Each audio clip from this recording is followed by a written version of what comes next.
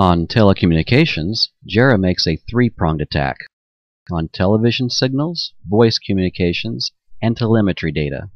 He makes a tactical error in his first few claims, however, by trying to disqualify each facet individually. When astronaut Neil Armstrong takes his first steps on the moon, Australian stations will be the only ones receiving the television signal. We know that the Australian radio telescopes were the only stations that received the television transmissions.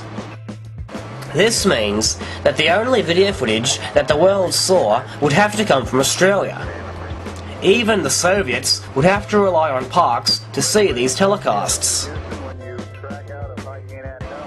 So, if there was only one radio telescope in the world receiving these videos, then how could one verify whether the moonwalk videos were actually coming from space or from pre-filmed tapes that the Parkes Observatory was relaying to the world? In later follow-up videos to his Exhibit D series, Jarrah admits that Goldstone was also in a position to allegedly receive television signals from Apollo 11.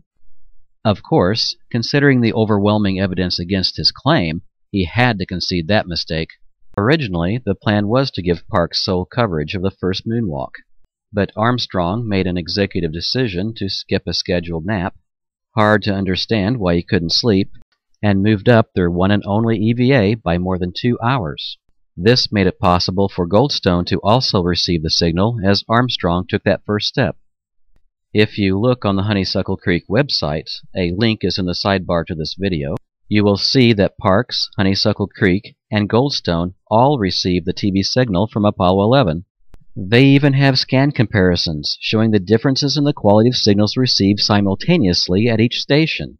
The first few minutes of worldwide TV coverage actually came from Goldstone, but as they had not planned to be online and were having problems with their scan converter, Houston switched to Honeysuckle Creek just before Armstrong's first step.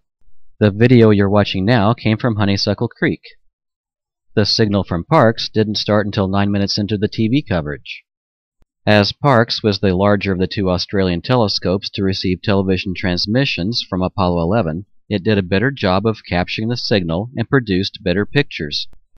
Jarrah's confusion on which stations received the Apollo 11 transmissions is minor compared to the larger fallacy that Jarrah commits by not mentioning that there were television transmissions from all the other Apollo missions. While it is true that the video signal relayed to Houston for most of the 2.5-hour Apollo 11 EVA came from Parkes, the other 5 missions that put men on the moon had longer, multiple EVAs and required the services of all 3 Deep Space Network station complexes.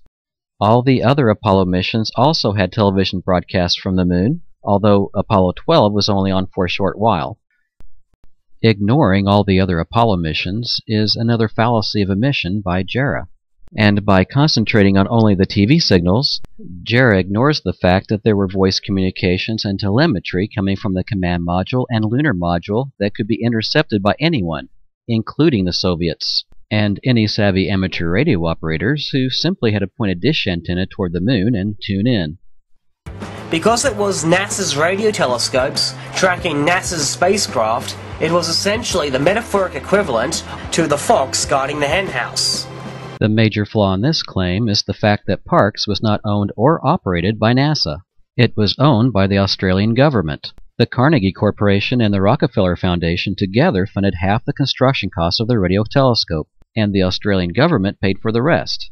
Since it began operations in 1961, it has always been owned and operated by Australia's government body for scientific research, CSIRO, the Commonwealth Scientific and Industrial Research Organization. Jarrah knows that. NASA's Deep Space Network telescopes were located near Canberra. The main station, hosting a 64-meter dish, was located in Tidbinbilla.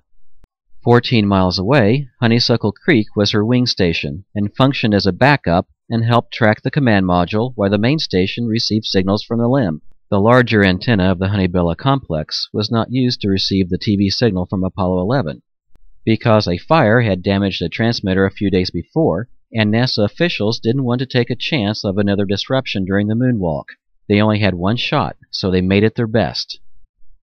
So, At the end of the day, we find that Parkes was not the only tracking station receiving TV or any other signals from the moon.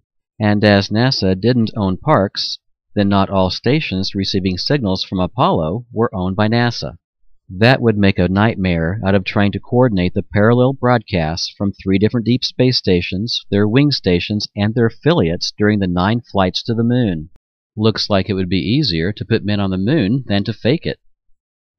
Ciao, moon hoax conspirators, wherever you are.